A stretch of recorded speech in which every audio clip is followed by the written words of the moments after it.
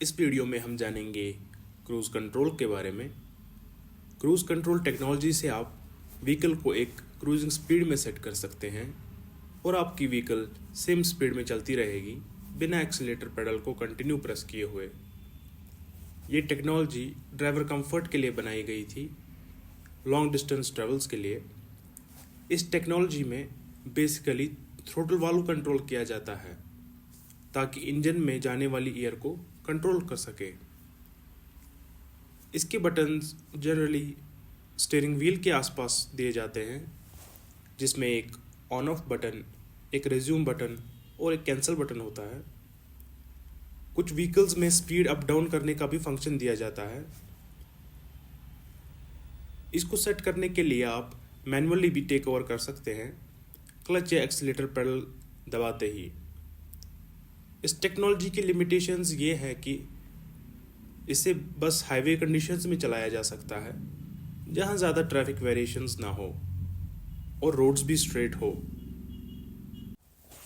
इस टेक्नोलॉजी का एक updated version adaptive cruise control है। इसमें क्रूजिंग स्पीड ऑटोमेटिकली चेंज होती रहती है।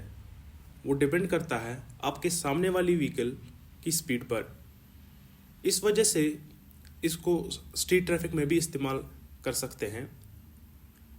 Adaptive cruise control basically distance maintain करता है आपके और सामने वाली व्हीकल में। ये कोलिजन वार्निंग सिस्टम के साथ क्लब होती है। फ्रंट व्हीकल की जब सडन ब्रेकिंग हो तब ये अपने आप व्हीकल को स्टॉप कर लेती है ताकि कोलिजन ना हो। एडेप्टिव क्रूज कंट्रोल अपने इनपुट्स दो सेंसर से लेती है जो फ्रंट पार्ट ऑफ व्हीकल में होते हैं।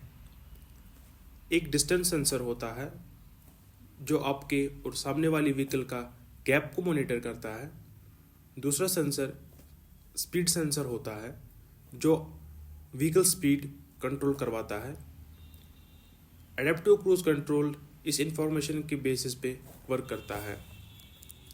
डिस्टेंस मेजर करने के लिए रडार सोर्स और सेंसर का इस्तेमाल होता है।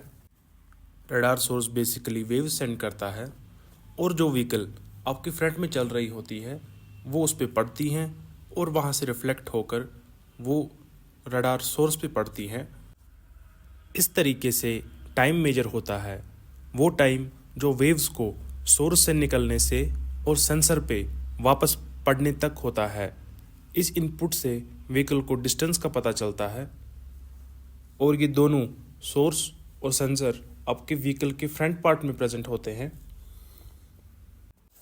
इन सब एडवांटेजेस के साथ साथ इस सिस्टम की कुछ लिमिटेशंस भी हैं।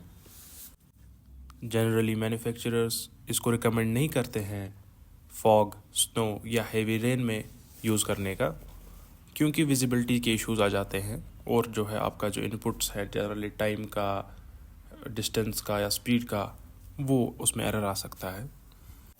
नो डाउट ये काफ़ी एक अमेजिंग टेक्नोलॉजी है जिससे ड्राइविंग स्ट्रेस भी रिड्यूस होता है, लेकिन इस पे कम्प्लीटली डिपेंड नहीं हो सकते और ड्राइवर रेडी टू रिएक्ट और विजिलेंट रहना चाहिए ताकि ज़रूरत पड़ने पे वो मैनुअली टेक ओवर करे क्रूज़ कंट्रोल सिस्टम को। तो ये थी कुछ समरी क्रूज़ कंट्रोल सिस्टम के बारे में।